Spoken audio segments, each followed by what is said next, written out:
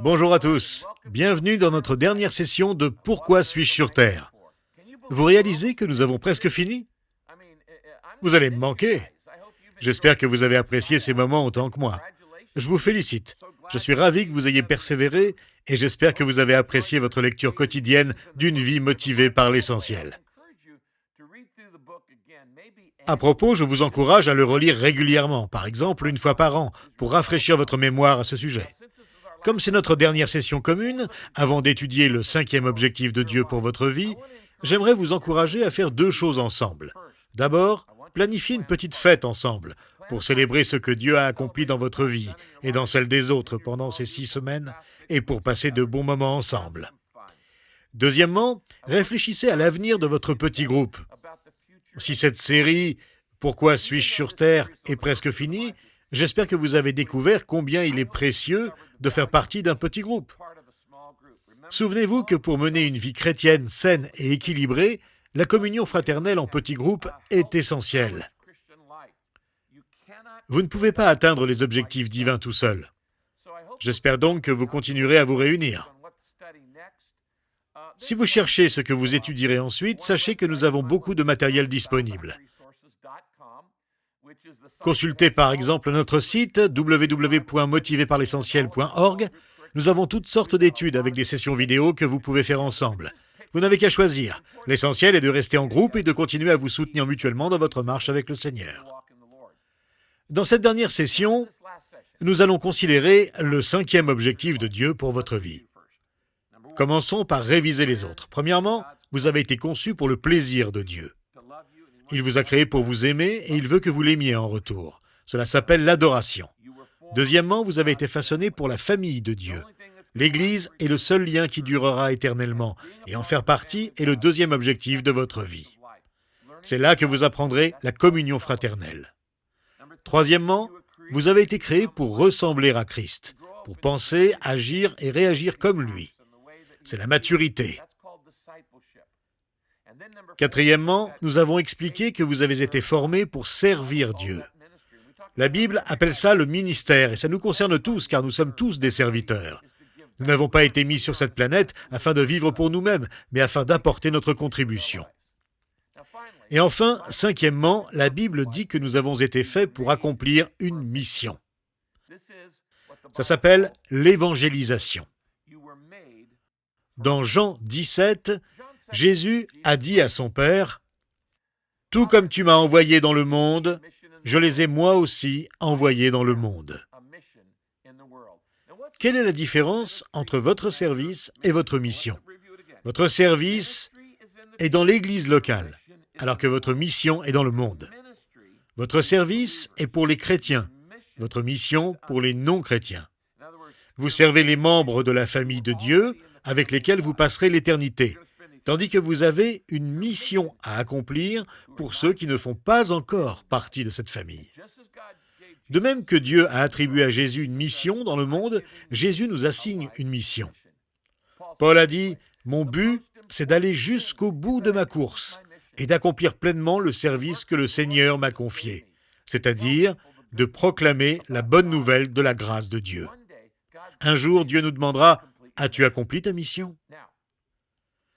La mission de votre vie comprend 2 parties. Notez-le. Tout d'abord, Dieu s'attend à ce que vous ameniez des gens à Jésus. Dieu s'attend à ce que je conduise d'autres personnes à Jésus. C'est ce que vous pouvez faire de plus important dans votre vie. Vous allez me demander, Rick, pourquoi est-ce le plus important? Parce qu'à part le développement de votre caractère, la seule chose que vous emmènerez au ciel avec vous, ce sont les gens que vous avez conduits à Jésus. Quelqu'un ira-t-il au ciel grâce à vous? Quand vous irez au ciel, quelqu'un viendra-t-il vous trouver pour vous dire « Merci beaucoup, je suis ici parce que vous m'avez conduit à Jésus-Christ. Je suis votre ami pour toujours et je vous serai éternellement reconnaissant de m'avoir parlé de Christ. » La Bible dit dans 2 Timothée 4 « Travaille à annoncer la bonne nouvelle. » Vous demandez « Comment je fais cela ?» En fait, c'est simple. Tout le monde peut y arriver. Il suffit de trouver un point commun avec votre interlocuteur. Paul dit dans 1 Corinthiens 9, Je me suis fait tout à tous afin d'en sauver de toute manière quelques-uns.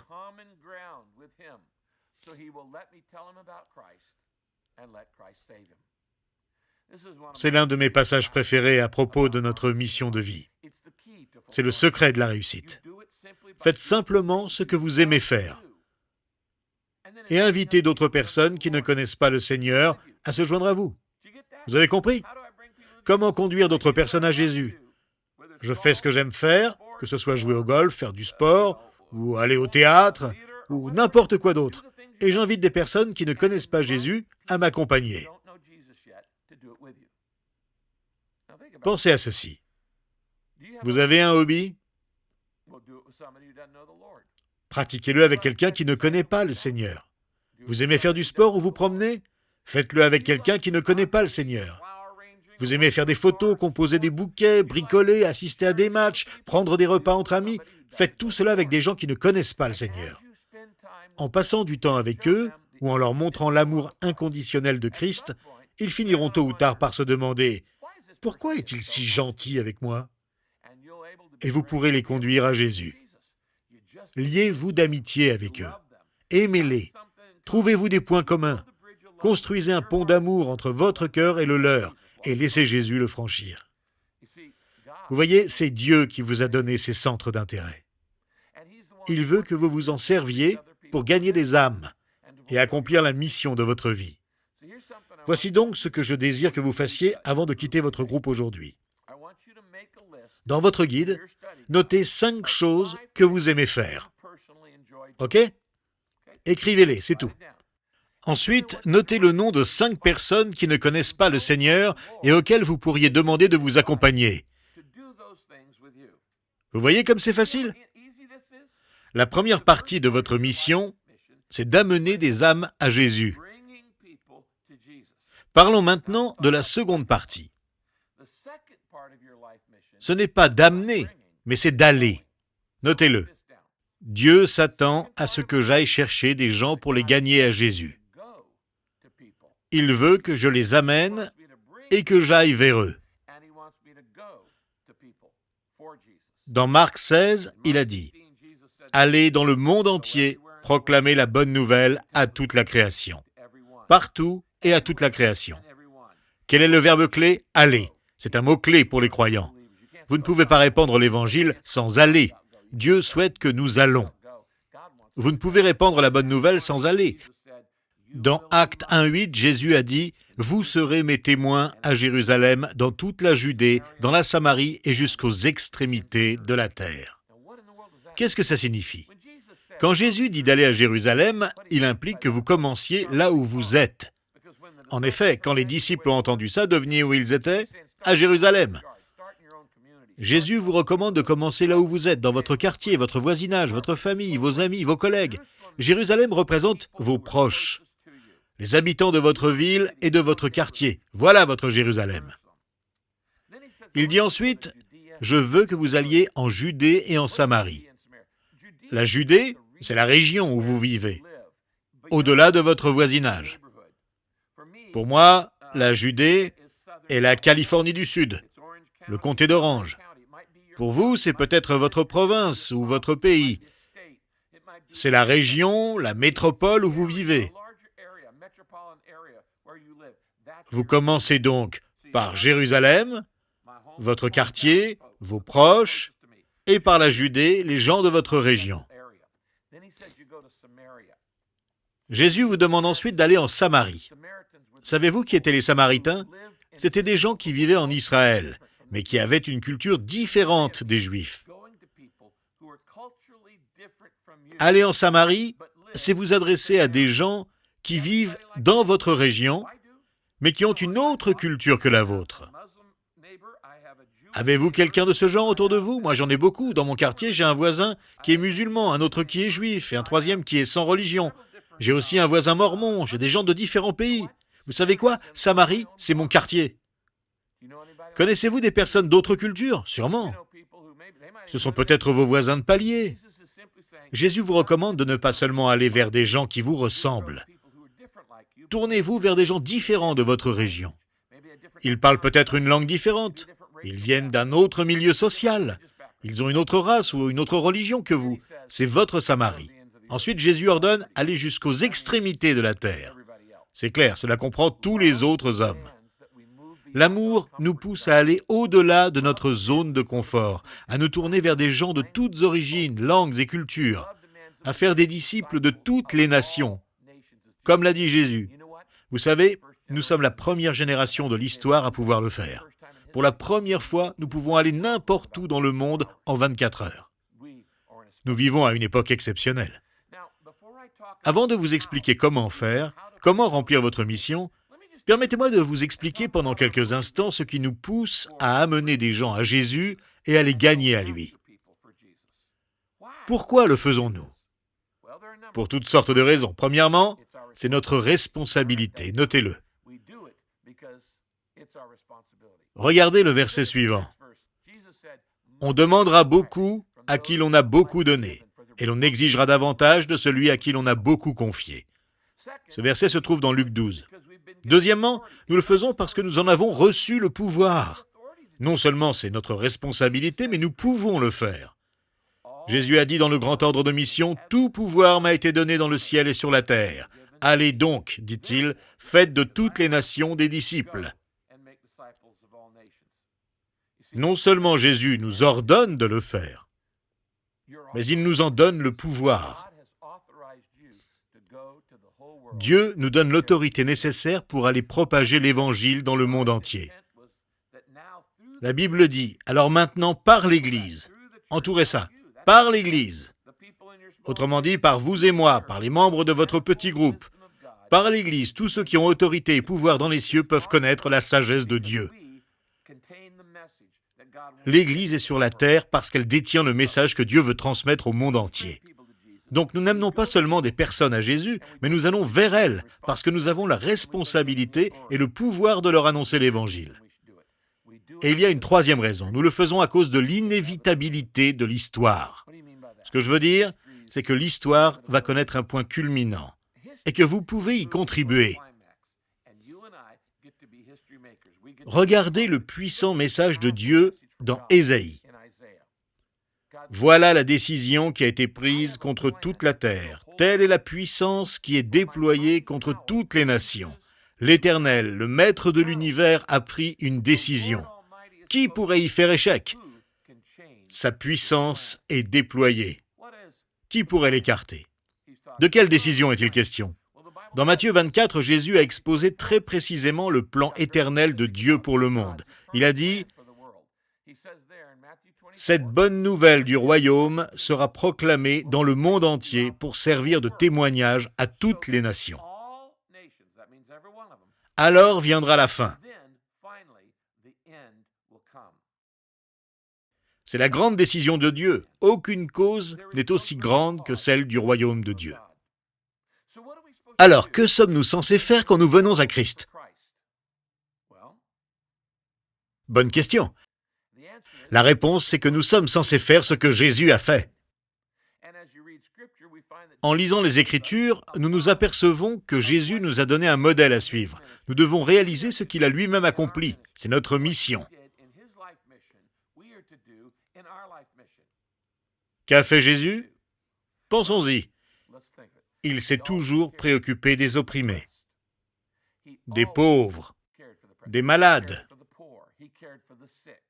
des démunis, des personnes âgées, des aveugles, des lépreux, autrement dit, de tous les gens qui avaient des besoins.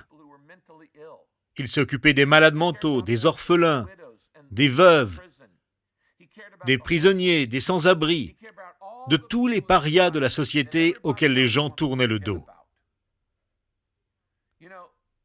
Malheureusement, nous ne voulons fréquenter que des gens bien, des gens beaux et riches, des gens qui nous ressemblent. Mais cela n'est pas ressembler à Jésus. Jésus s'occupait des gens que le monde voulait oublier, rejeter, mettre à l'écart. Les plus grands problèmes du monde de l'époque de Jésus auxquels il a fait face sont les mêmes qu'aujourd'hui. Rien n'a changé. Il y a 5 géants dans ce monde. Le vide spirituel, les gens ne savent pas que leur vie compte, qu'ils ont été faits par Dieu, qu'ils ont un objectif à atteindre, que Jésus les aime, il est mort sur la croix pour eux. Le vide spirituel est le plus grand problème du monde. Deuxièmement, le leadership égocentrique cause toutes sortes de problèmes dans le monde. Dans tous les secteurs de notre société, on manque de bons responsables. L'extrême pauvreté est aussi un problème crucial. La moitié des habitants du monde a moins de 2 $ par jour pour vivre. 1 milliard a moins d'$1 par jour. Ensuite viennent les maladies graves comme le paludisme. 500 millions de personnes en sont atteintes cette année. Et enfin, l'illettrisme. La moitié des habitants du monde ne savent ni lire ni écrire. Ce sont les 5 géants mondiaux.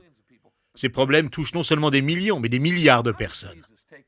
Comment Jésus a-t-il réagi face aux géants du vide spirituel, du leadership égocentrique, de la pauvreté, de la maladie et de l'illettrisme? Il a fait 5 démarches. Premièrement, il a fondé des églises qui promeuvent la réconciliation, qui comblent le vide spirituel des gens, qui les réconcilient avec Dieu et les uns avec les autres. Jésus a dit « Je bâtirai mon église ». Il a fondé l'église. Deuxièmement, il a formé des responsables serviteurs. Il a consacré 3 ans et demi à 12 disciples auxquels il a appris à servir au lieu de se faire servir. Il a implanté des églises, équipé des responsables serviteurs et assisté les pauvres. Partout où il allait, il se souciait d'eux. Quatrièmement, il a compati avec les malades. La Bible nous apprend qu'il allait de village en village pour prêcher, enseigner et guérir. 1/3 du ministère de Jésus a été consacré à la santé. Il se préoccupait du sort des malades et il a accompli une quantité de miracles de guérison. Et enfin, il a éduqué la génération suivante. Il a dit « Laissez les petits-enfants, ne les empêchez pas de venir à moi, car le royaume des cieux est pour ceux qui leur ressemblent. » Oui, il a éduqué la génération suivante. Nous appelons ces 5 points le plan PEACE. Implanter des églises, équiper des responsables serviteurs, assister les pauvres, compatir avec les malades et éduquer la prochaine génération. Si vous voulez faire comme Jésus, appliquez le plan PEACE. C'est ce que Jésus demande à ses disciples. Il a dit « Je vous ai donné un exemple afin que vous fassiez comme je vous ai fait ». Il veut que nous allions dans le monde entier pour implanter des églises qui prêchent la réconciliation, que nous formions des responsables serviteurs, que nous assistions les pauvres, que nous compatissions avec les malades et que nous éduquions la prochaine génération. Ce plan PEACE, le plan de Jésus, ne ressemble à aucune autre stratégie missionnaire. Il ne s'agit pas d'envoyer des missionnaires professionnels, bien que nous ayons besoin d'eux, ni de charger des associations ou des professionnels de faire le travail pour nous. Le plan PEACE est une stratégie missionnaire ouverte à tous. Il se sert de n'importe qui, de personnes ordinaires, habilitées par Dieu pour faire ensemble une différence pour la gloire de Dieu. C'est un mouvement laïque qui mobilise des membres d'églises ordinaires comme vous, habilités par Dieu, pour agir comme Jésus et faire une différence dans le monde. Le plan PEACE appelle les croyants de chaque église à agir comme Jésus et à s'associer à d'autres congrégations pour lutter contre les géants mondiaux, transformer des auditeurs en acteurs, des consommateurs en contributeurs et des spectateurs en participants. N'aimeriez-vous pas passer à l'action? Cela surpassera tout le reste. Voyez-vous, seule l'Église remplie du Saint-Esprit pourra vaincre les grands problèmes de la planète. Si les problèmes de la pauvreté, de la maladie, de l'illettrisme avaient pu être résolus par les gouvernements, les ONG ou les associations chrétiennes, on n'en parlerait plus maintenant. Mais aucune organisation n'est assez vaste pour les éradiquer. Une seule force est assez puissante pour y parvenir, l'Église de Dieu. Elle est la seule à compter autant de personnes dans ses rangs. Il y a 600 millions de bouddhistes, 800 millions d'hindous et 1,5 milliard de musulmans dans le monde, mais il y a 2,3 milliards de chrétiens. L'Église est plus peuplée que la Chine. Elle a pris en charge les malades 2000 ans avant que les gouvernements y songent. C'est la plus grosse organisation de la planète. Elle est la seule à avoir l'autorité, l'élan et la volonté de se lever au nom de Jésus pour la gloire de Dieu dans le monde. Et surtout, elle a la puissance du Saint-Esprit.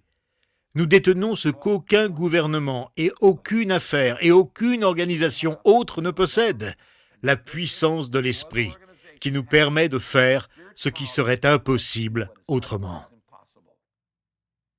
Pensez-y, Jésus nous appelle à accomplir notre mission. C'est l'un de nos 5 objectifs, et il nous a ordonné de le réaliser. Allez-vous lui obéir? Ferez-vous ce qu'a dit Jésus? Son commandement d'aller n'est pas réservé aux pasteurs, aux missionnaires et aux professionnels. Il l'est pour nous tous, pour chaque disciple de Jésus. Le cri de ralliement du plan Peace se trouve au psaume 67, verset 2. « Que Dieu nous fasse grâce et nous bénisse, qu'il fasse briller son visage sur nous. Ainsi l'on connaîtra ta voix sur la terre et ton salut parmi toutes les nations. » Il y a 500 ans, l'Église chrétienne s'est réformée pour revenir à la Bible, à ce que nous croyons.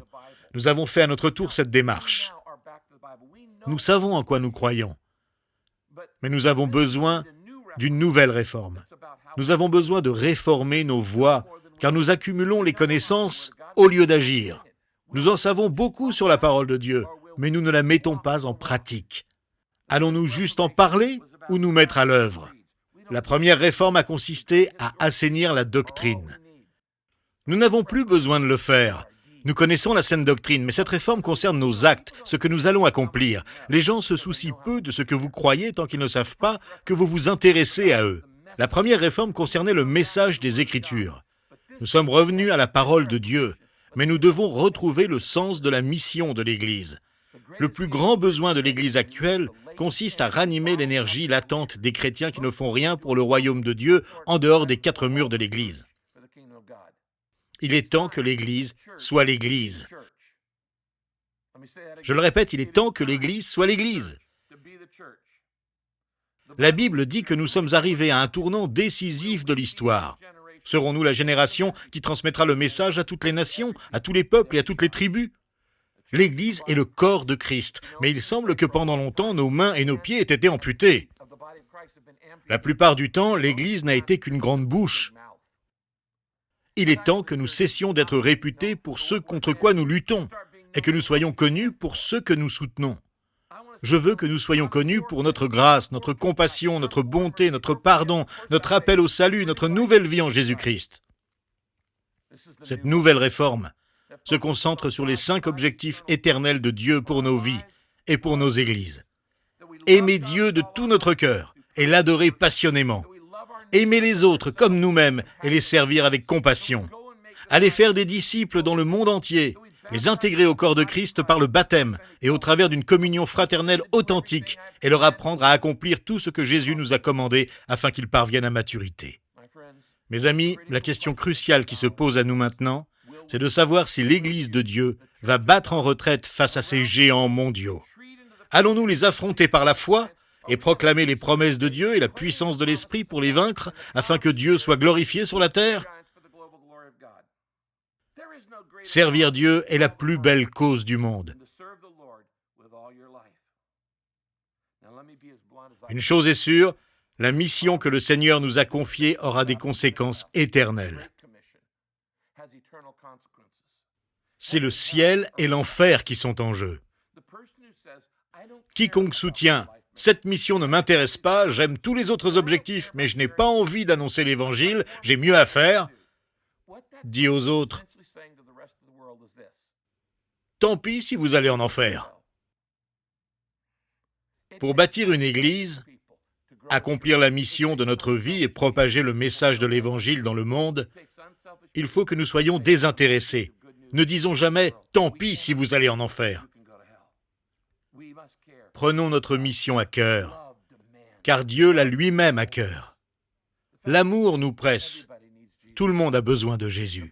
La Bible dit dans 2 Pierre 3, verset 9, « Dieu ne veut pas qu'un seul périsse. Il voudrait au contraire que tous parviennent à se convertir.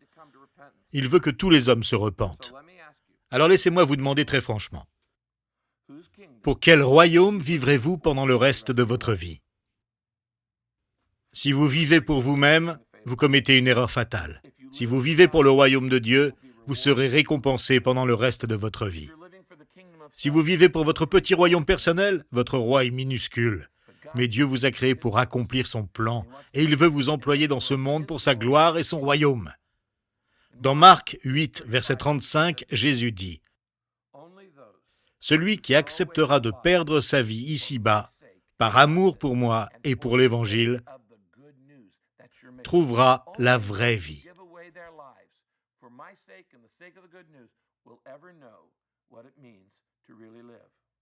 Voulez-vous savoir ce qu'est la vraie vie?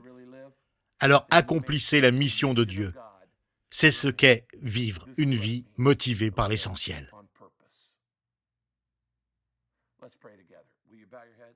Prions ensemble. Veuillez incliner vos têtes, s'il vous plaît.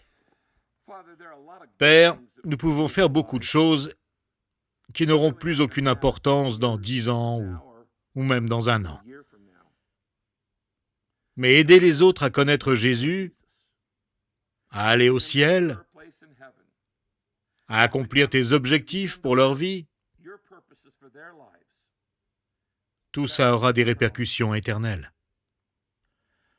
Je te prie donc de nous aider à prendre au sérieux ces 5 objectifs de notre vie, afin que notre mission d'annoncer ton évangile aux autres soit en haut de notre liste. Seigneur, nous pourrons poursuivre tous les autres objectifs au ciel. Nous pourrons t'adorer, être en communion, te servir et mûrir au ciel. Mais nous ne pourrons plus y réaliser ton 5e objectif. Et tu nous laisses sur la terre maintenant pour parler de toi aux autres. Je te prie donc pour que nous acceptions ta mission pour notre vie. Et maintenant, je vous demande de prier tout bas dans votre cœur. Père, avant tout, je désire accomplir la mission que tu m'as fixée. Je ne veux pas gâcher ma vie. Je désire que d'autres aillent au ciel grâce à moi. Je veux t'amener des amis, des membres de ma famille et des gens que je ne connais pas, afin que d'autres personnes puissent t'aimer et te bénir. Père, je te prie de m'employer en tout temps et partout où je vais. Je te le demande sincèrement, au nom de Jésus. Amen. J'aimerais terminer cette série par mon verset de vie. Acte 13, verset 36. David, lui, a servi en son temps le plan de Dieu, puis il est mort. Vous vous dites que c'est un drôle de verset, mais en fait, il est fascinant. Il dit que David a servi le plan de Dieu en son temps. Il a servi, c'est intemporel, mais il l'a fait en son temps. Il a accompli le plan éternel de Dieu. Il a accompli ce qui ne change pas, le plan éternel de Dieu, mais en s'adaptant à son époque. Il a été à la fois biblique et actuel, contemporain et éternel. Je prie pour qu'à ma mort, les gens puissent dire de moi que j'ai servi en mon temps le plan de Dieu. Je serai mort. Pourquoi s'accrocher à cette terre? Si Dieu est avec vous, pourquoi redouter la mort? Mais je prie pour que les gens puissent dire de vous que vous avez servi Dieu en votre temps. Pour finir, je voudrais vous remercier d'avoir suivi ce parcours « Pourquoi suis-je sur Terre ?» Rien n'est plus important que d'employer votre vie comme Dieu l'a voulu. C'est pour cela que je veux consacrer le reste de ma vie à vous y aider. Je souhaite le faire grâce à cette série vidéo et à mon livre. Mais je sais que vous aurez besoin d'une aide supplémentaire. Voici donc ce que je voudrais que vous fassiez. Chacun d'entre vous, envoyez-moi un mail pour me dire que vous avez terminé ce cours. Voici mon adresse email, rick@purposedriven.com. C'est facile à retenir. Écrivez-moi pour me dire que vous avez terminé ce cours. Si vous le faites, je ferai 4 choses pour vous. Premièrement, je prierai pour vous et je vous enverrai un certificat signé de ma main. Je veux que vous ayez un certificat « Pourquoi suis-je sur Terre ?» Je me ferai une joie de vous l'envoyer. Deuxièmement, je vous enverrai ma méditation quotidienne « Espoir quotidien ». qui sera comme une piqûre spirituelle dans votre bras chaque jour ou comme une dose de vitamine B12 qui vous aidera à progresser dans les objectifs de Dieu pour votre vie. C'est une méditation quotidienne gratuite. Écrivez-moi et je vous l'enverrai. Et troisièmement, si vous m'écrivez à rick@purposedriven.com, je vous donnerai accès à 42 sessions audio. Chacune d'elles contient un message correspondant aux 42 chapitres de mon livre. Ce sont des données supplémentaires que je n'ai pas pu inclure dans mon livre. Elles sont gratuites et à votre disposition. Chaque session correspond à un chapitre. Et enfin, je vous enverrai quelques idées sur ce que vous pouvez faire ensuite afin de vivre motivé par l'essentiel, avec des informations pour que votre petit groupe ou toute votre église puisse appliquer le plan Peace. Alors, prenez le temps de m'envoyer un mail sur rick@purposedriven.com et écrivez « Rick, j'ai terminé le cours. Expliquez-moi aussi quelle différence cela a fait dans votre vie. » Vous êtes d'accord? Que Dieu vous bénisse. Et merci d'avoir suivi cette série avec moi.